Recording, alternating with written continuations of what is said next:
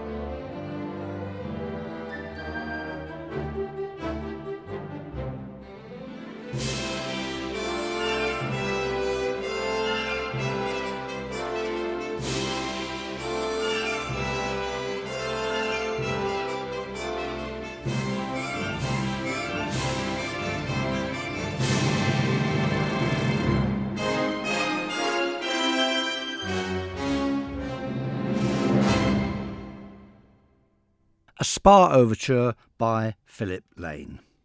And now something by a composer who was not really associated with composing at all, because he was one of the most famous conductors that Britain has ever produced. I'm talking about Sir Malcolm Sargent.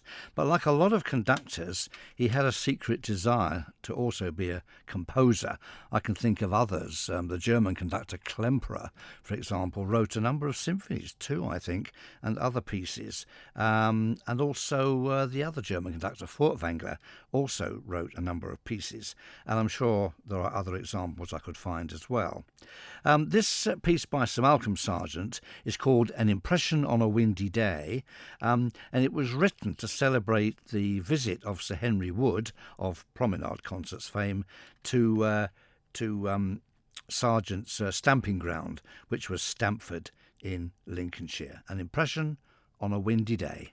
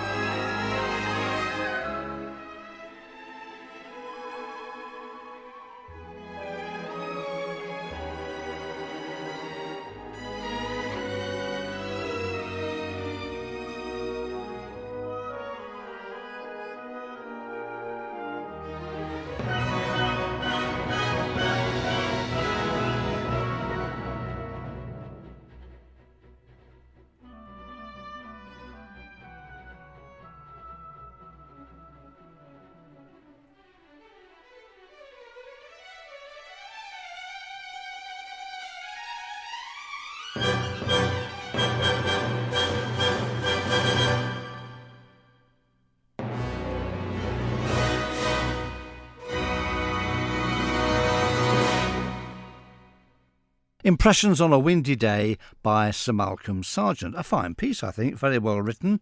I must find out if there's any more pieces by him available that I can play for you.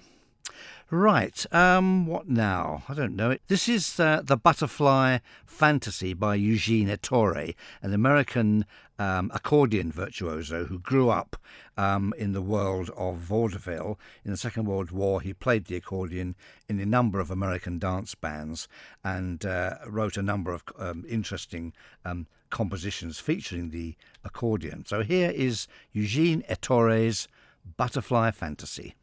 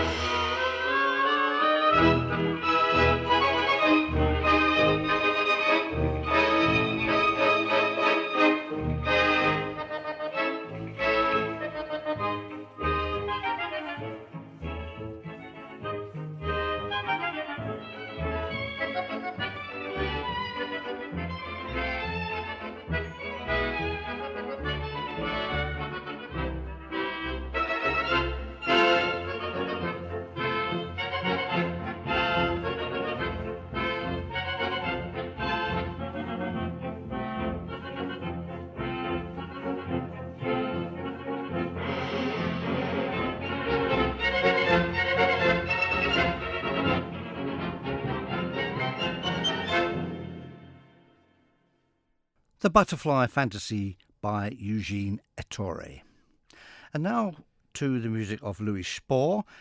Spohr did feature in our programme last week. I played a lovely movement from one of his sonatas for harp and violin. I'm going to play a very seasonal piece now from one of his symphonies. This is the Symphony No. 9 in B minor. It's called The Seasons, and I'm going to play a lovely largo entitled Summer. Here we have a sultry night, or the sultry heat of a summer's day depicted in muted strings. As I say, Spohr wrote 9 symphonies. Actually, he wrote 10, but the 10th he wasn't very happy with and sort of withdrew it from publication. Well, it has since been published and recorded, and is quite a charming piece. Perhaps not as weighty as his earlier 9 symphonies, but nevertheless a charming piece. His symphonies are quite varied. Some of them have titles, quite complicated titles. It means they're kind of program symphonies. They kind of tell a story or create a mood. And perhaps the most successful of these is probably The Seasons. Quite a mature work, written for a very large orchestra.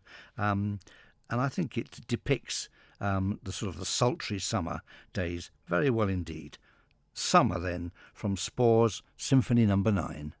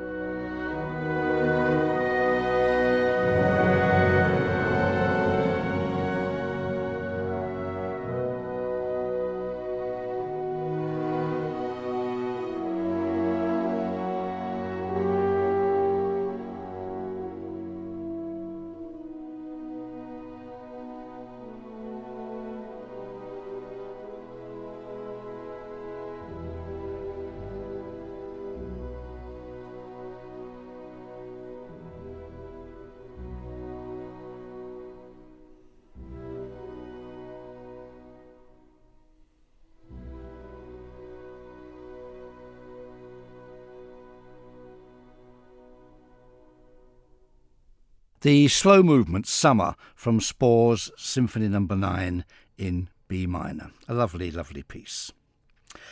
And now we need a little bit of vocal music, I think. A part song, a very famous one from the Victorian era. This is Stanford's The Bluebird. It's a lovely thing.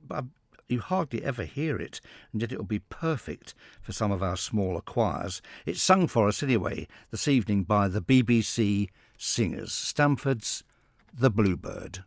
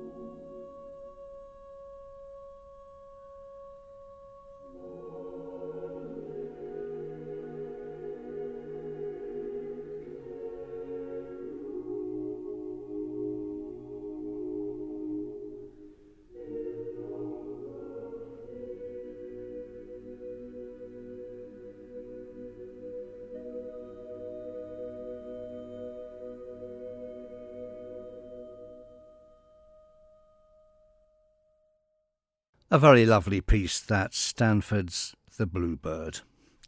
Now, written roughly at the same time as that wonderful piece was this intriguing and very enjoyable piece. It's by André Messager, the famous French composer of operetta. It comes from perhaps his best-known operetta, Veronique, and this little duet was certainly the hit number in that particular show. We call it the Donkey duet, Come Here, Come There, Décide là in French. It's sung by the two would-be lovers who meet on a donkey ride. It's sung for us this evening by Marilyn Hill-Smith and Peter Morrison with the Chandos Concert Orchestra conducted by Barry Knight. So here's the donkey duet from Messager's Veronique. Couldn't be more different, I think, from the Stanford. But there you go.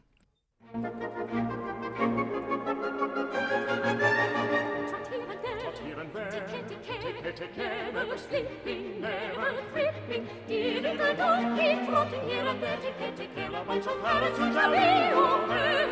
Trot here and there, tick-tick-tick, never sleeping, never creeping, dear little donkey trotting here and there, tick-tick-tick, a bunch of parrots which are way over. I feel so happy all the while that I could laugh without knowing why. Somehow when I see her smile, very sad and mournful am I. And the donkey's such a dear, but capricious, I'm afraid. It's less capricious, though I fear, than one coquettish little maid. Trot here and there, tick-tick-tick, never sleeping, never tripping, dear little donkey trotting here and there, tick-tick-tick, a bunch of parrots which are way over. Trot here and there, tick-tick-tick, never sleeping, never tripping, dear little donkey trotting here and there, tick-tick-tick, a bunch of parrots which are way over. I've roamed the fields of many a treasure, blossoms fair and sweet to smell. And with a greedy beyond measure, she has plucked my heart as well. Buttercups they fade for thirst, and poppies drooping with the heat. I'd like to question first the petals of the marguerite. Trot here and there, tick-tick-tick, never sleeping, never tripping, dear little donkey trotting here and there, tick-tick-tick, a bunch of parrots which are way over. Trot here and there, tick-tick-tick, never sleeping, never tripping, dear little donkey trotting here and there, tick-tick-tick, a bunch of parrots which are way over.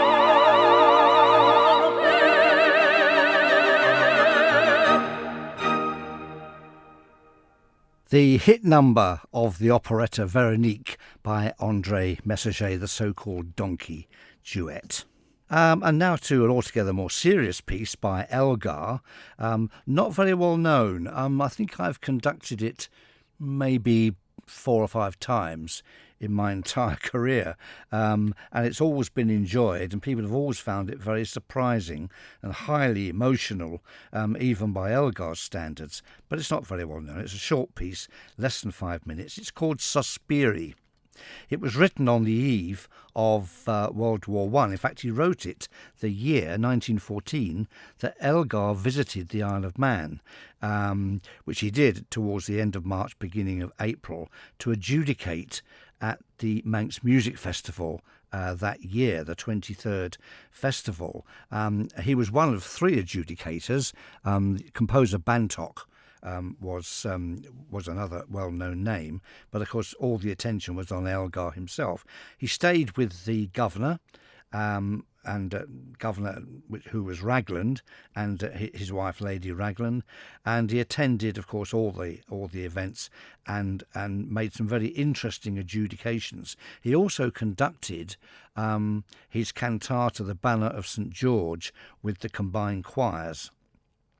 And in his comments after that piece, towards the end of the festival concert, he made 1 or 2 surprising suggestions about Manx music, which I don't think could have gone down very well. But one thing he did say was that the choirs on the island were certainly good enough to form a national choir and compete on a level playing field with some of the best choirs in the UK. Well, of course, that never really happened at that time, not until the Teachers' Choir was performed decades later by Alan Pickard, of course, now the Isle of Man Choral Society.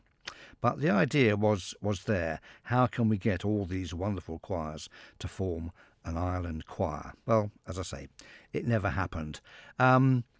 Elgar went home, and shortly after, of course, the First World War started, and he never came here again. So that was 1914, and this is Elgar's Sospiri.